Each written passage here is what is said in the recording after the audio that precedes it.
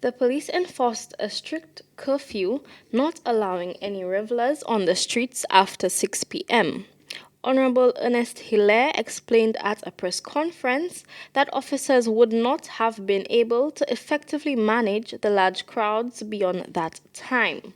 But the police does not want, and you can imagine, to have 4 or 5 bands, virtually 8,000 people at Mega J Junction, just their music blasting and everybody there. They don't have the capacity to police that. That's the truth, given our circumstances. So they rather, as soon as you reach, you cut off the music, everybody go your way, do what you have to do, allow for the crowd to disperse. You could keep the crowd longer in Castries, and I already had discussions with one of the police commanders about that.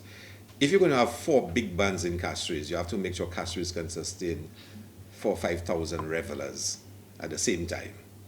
According to vendors, they faced challenges due to rain and changes in how festivities are supported. Some vendors reported that carnival bands began providing essentials like drinks and foods directly to revelers, which reduced the demand for their services and consequently their sales. Honorable Ernest Hilaire stated at the press conference that the issue might be attributed to the early curfew implemented for the 2 days of Carnival. Again, I read that some of the vendors said they were a little disappointed, the weather affected them, whatnot.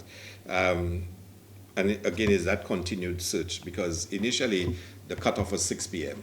And we really persuaded the police that if we're having a good day and there's no trouble and no issues with the spectators, we extend it as much as possible. Despite the disappointment with this year's downturn, vendors remain hopeful for the upcoming Carnival celebrations next year. Kayla Edwin, NBC Prime.